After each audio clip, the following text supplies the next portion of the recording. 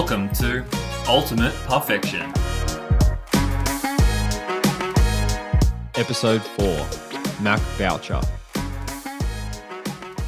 Hello. Welcome to this very special episode of Ultimate Perfection. As you can tell from the intro and the title of this episode, I am joined by Canadian golf extraordinaire and absolute legend, Mac Boucher. He very kindly gave up his time to sit down with me during his visit to Carey Cliffs and share his story. Very humble, talented, and genuine human. I'm sure you'll enjoy listening to this as much as I enjoyed interviewing him. That's enough talking from me. Let's jump straight into it. All right, so I am joined with a very special guest who's taken the time out of his day, and I really appreciate it. Before I introduce you, I've been told your surname in several different ways. So if I can get it on the record, how do we pronounce your surname, Mac? Okay, so it's Boucher. Boucher, okay. Yeah, obviously being Canadian, you get a lot of the immediate people thinking that it's French Canadian, so it's Boucher. Yeah. I find a lot of Americans say Butcher. Yep. And then it's rare that someone comes up to me and says, "Oh, Mac Boucher, nice to meet you." Okay. So it's those two are definitely very common, and then it's Voucher. So it's like I always say, if you saw the word voucher, like a gift voucher, Okay, that's a good way to remember it. Yeah. Boucher, you would say Voucher. Okay, perfect. So Mac Boucher. Awesome. And, you know, for those of you who don't know who Mac is, I highly recommend that you check out his Instagram. But tell us a little bit about yourself, like your story. You sort of explained a little bit to me, off record, and it was really quite fascinating. You've sort of come a different way into like making a career out of golf. You know, those are the people who don't know. Can you share a little bit about that? Yeah, so kind of the Coles Notes version of it is I got into golf super late. Growing up, I did everything fast-paced, played ice hockey, skied, snowboard, everything that involved like kind of more activity-based. It's like on the go. Pretty much like a typical Canadian upbringing. Yeah, exactly. Just like on the go all the time, like more of an adrenaline junkie, similar to like Aussies, like just like everything that's fast-paced. Had some injuries that made me give up a lot of the more high-impact sports. So I took up golf super late, roughly when I was around 18, just before, and just kind of immediately fell in love with just getting better at it. From there, I went to school in the States, and then turned pro in 2013. I went to Canadian Tour Q School, got my card right out of like university, and it was like I didn't really expect to get it right away, so it was kind of like that's a long process for exactly. Like a lot of time, like my coach and stuff at the time was like, this could be a process, like go for the experience, see what happens. And then I went and got my card, and then that's the year that actually PGA Tour bought the Canadian Tour, so it was a great year to get my card. Wow, yeah. Did that for a while, and I mean, I guess chased the dream, and it was like very cool experience, kind of traveling and playing golf. Realized pretty quick how hard it was, how hard professional golf is, and how much of a grind it is financially, and people don't see the back end of it of trying to get sponsors and get all this stuff so you can actually fund this journey, I guess. And then a lot of the guys are sort of paying their way around, isn't it? It's sort of seen outside the golfing world, like it's a really lucrative sport. Everyone's been making tons of money, but it's in reality, it's a lot harder than that. Yeah, totally. Like I think, look at any other sport, like even like AFL and Aussie or like NHL and Canada, you get entry-level contracts where you're at least guaranteed a paycheck where you can put food on the table. Yeah. Golf is the one sport, it's performance-based. So I always say it's like going to the casino and dropping $100 on red and hoping you hit. Like if you don't have your game that week, it could just be a donation where you're just not guaranteed a paycheck and you're spending travel expense, entry fee, all the stuff to try to make your paycheck back. Yeah, adds up quickly. It's a very odd sport in that sense. It can get pretty lonely when you're on your own all the time trying to do that. So that side of it was super tough. And then I had wrist surgery in 2016, kind of gave it up. I was out for about a year, had a full arm cast, and then started teaching after that because I'm like, it's a different avenue. I can still do something that I love in terms of playing golf on a daily basis. So started teaching, moved to New Zealand, and was a teaching pro at Millbrook Resort in Queenstown. Did that for a while and loved it. And then obviously the whole crazy couple of years we've had with the pandemic kind of took over, and that's when I started the social media stuff. Yeah, wow. So you were down in Queenstown, kind of ready to get your complete your traineeship, to be a full-time coach. So I already done it in Canada, so because I had a playing background, I got past a lot of the other stuff that you had to do to be. And then obviously in Canada, we have a lot of great golf coaches, so I kind of used a lot of my resources of other coaches to learn and kind of pick up, I guess, pick the different people's brains and how to get better as a coach. So I did that a lot before I moved to New Zealand. So when I went to New Zealand, I was pretty much just on my own. Wow. Firing away. There's another guy there, Ben Galley, that's really, really good. So he helped me quite a bit as well.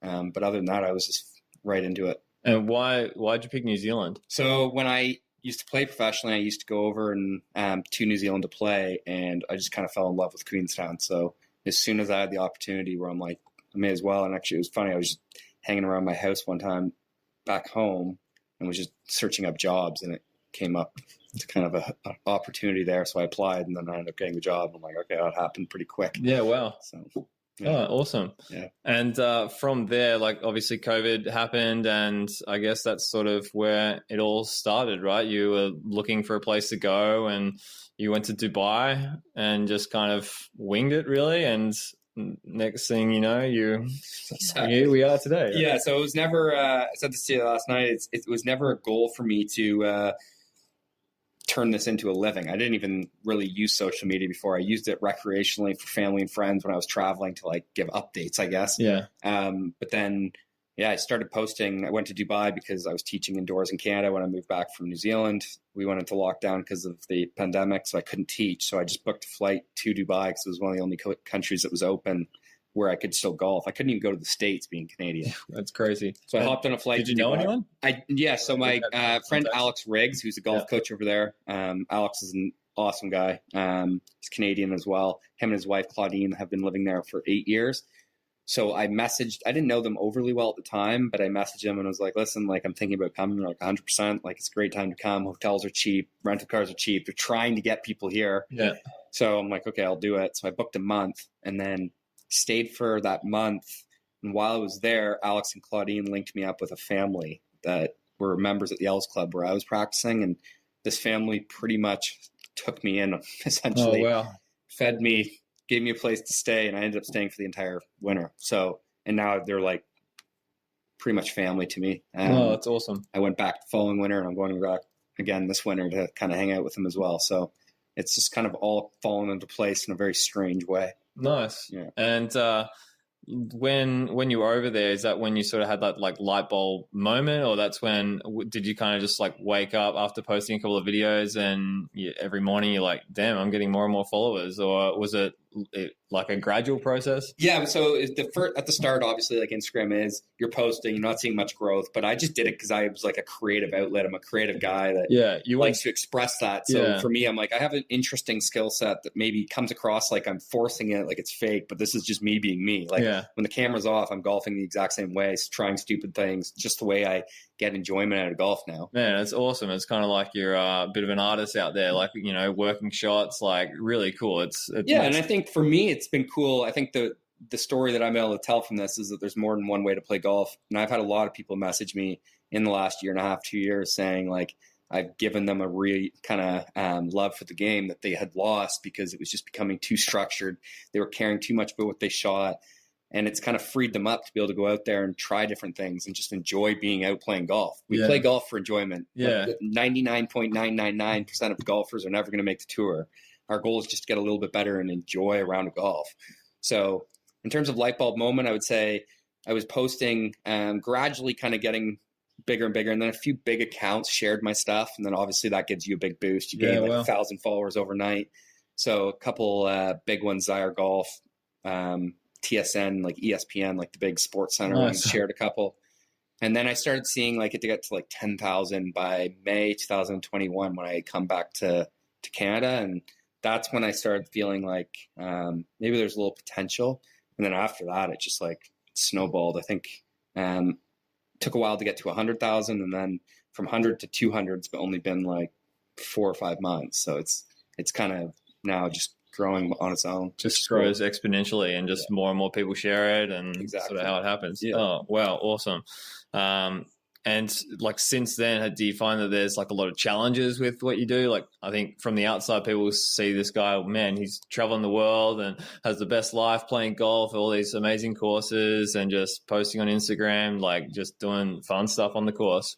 But I'm sure that there is a lot of stuff on the back end that is very challenging. Yeah, and I think that's the big thing is people have tried to do social media and they don't last long. You don't stick with it because you don't see the growth. Yeah. It's a lot of work putting these videos together. I'm pumping out like 2 or 3 a day, which is crazy to like, I mean, I spam people with daily stuff, but for me, it's like I'm playing enough where I can get enough out there. Yeah. So I post a lot. So it is a lot of time consuming. I spend a lot of time in that damn app, but I enjoy it. So it's fine. And I've got a good support system around me that kind of supports what I do. And if I need to be on my phone for 6 straight hours, then it's just like, let it happen. Yeah. But I would say the biggest thing that I struggle with now is I've always been like a guy who gets along with everyone. I've never really been like the popular guy, but I've never been like the guy who doesn't get along with people. I just kind of treat everyone nicely. Dealing with just like the negative comments that Instagram and social media, I guess, bring out in people is probably the hardest part. It's just like constantly getting bashed down by people. It just wears on you a little bit. It'll never get to me. In the minute it starts getting to me is when I pack it in and say, you know what, this isn't fun this anymore. isn't fun for me. Yeah, exactly. It's not. This isn't what I want to do. But for me, I can look past it, knowing that there's just a lot of people out there that want to watch the world burn, and it's just the way it is. So exactly. Yeah. It doesn't matter who you are. You're going to deal with that if you have a significant following. So that's been the hardest part, just to swallow sometimes, but I think that positives and the 99% of good comments I get make it worth it. Awesome. Yeah. And in terms like you said, you do a lot of traveling over the years or the past 2 years. Have you had a course that really sticks in your mind that's like, wow, this is probably the best course I've played? Or even before that, while you were working or playing as a pro, is there a course around the world that you're like, I need to go back or that's my favorite course? Maybe something that's got a sentimental. Yeah, honestly, for me, it's Jack's Point in Queenstown. That's the course that kind of made me fall in love with New Zealand and why I want to spend so much time here. When I first came here, I did a massive road trip of both islands with a couple friends of mine. We played pretty much every good course. We played Cape Kidnappers, Curry Cliffs, pretty much hit every golf course that we could.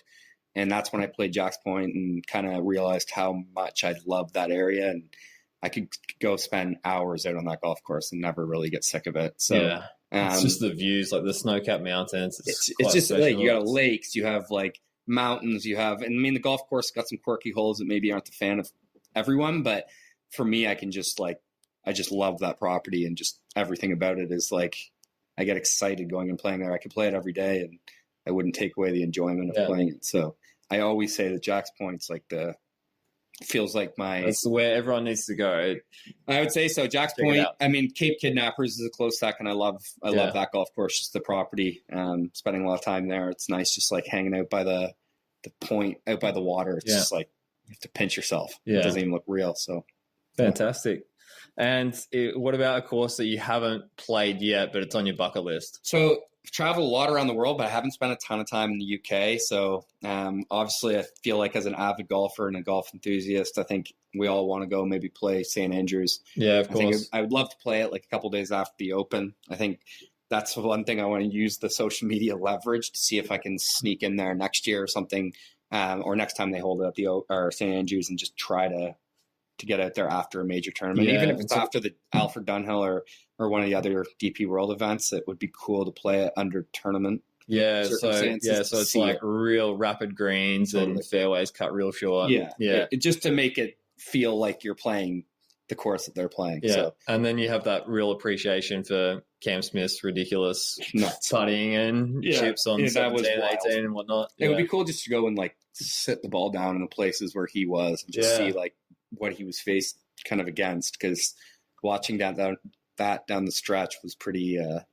Pretty awesome. It would have been really cool to be there this year, but wild. Anyway, another time. Time. I haven't been to Scotland yet, but that's definitely high on my bucket list as well. I mean, as you said, you're a golf enthusiast as well, and I think anyone that loves the game, I think it's important that you go to the home of golf and actually see where it all kind of started. Yeah. So, definitely. And have you received any sort of golfing advice over the years that you would recommend to anyone, or what's like a good piece of advice, like maybe anyone who's listening or younger audiences that are thinking about getting into golf? Obviously, you've kind of shown that there is more than one way of just being a teaching pro. There's, the rise of social media and things like that. Is there any advice that you would give or steer clear from even? Yeah, I think for me, it's there's so many people that turn into range robots and guys who just pound balls in the range and they don't get out in the course and actually play golf, learn and sport, enjoy it. Yeah. And enjoy it. And I think the more you're enjoying it, the better your game's going to be. Yeah. Because if you're not stressed over hitting that 100-yard shot from the rough because like you're worried about what your swing is going to look like. And I think that for me has been the biggest thing that I try to vocalize, is just telling people to go out and enjoy being out there. The more you're enjoying it, the more you're relaxed, the more you're willing to kind of try different things, you can find what really works for you. Yeah. So it's a very personal game in the sense that we can all play it different ways. What works for you might not work for me, which might not work for the next guy. But like playing left-handed probably doesn't work for me.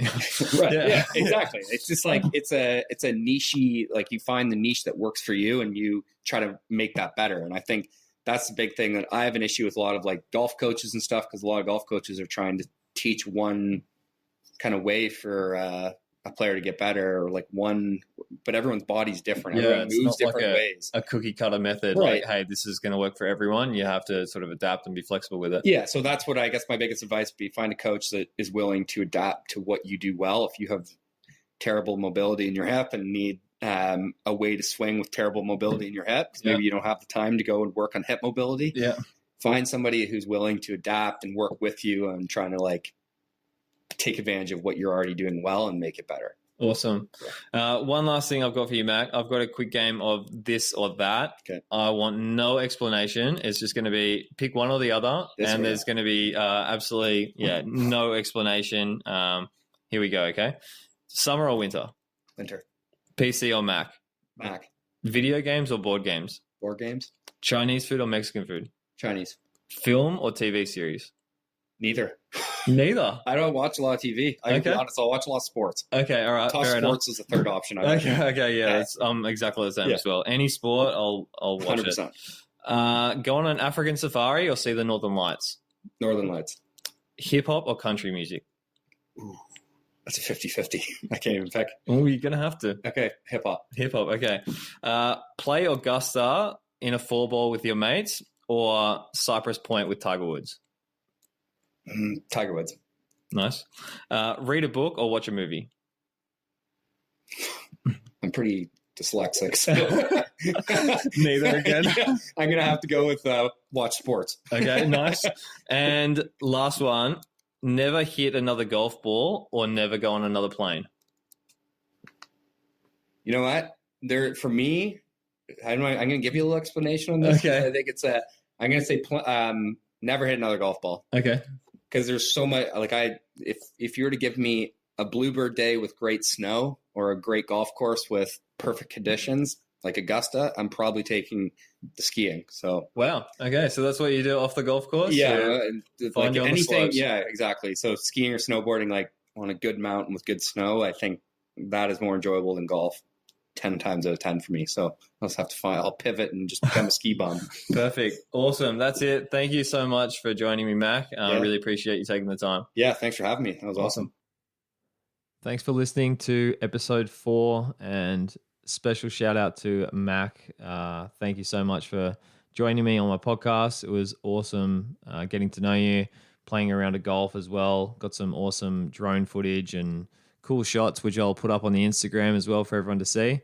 And I hope to see you again in New Zealand pretty soon. If you guys do want to check him out on Instagram, if you haven't already, it's at Mac Boucher Golf. He's got some awesome content. Like he said, he's pumping out a few videos a day of really cool holes and courses around the world. And just some of the shots that he can pull off is ridiculous. So really talented and great guy. Nothing more from me today. That wraps up this episode. Hope you guys enjoyed the interview with Mac, and I will be back very soon for the next episode. So stay tuned. Thank you all for listening. Really appreciate the support, and I'll see you again very soon. I'll catch you later.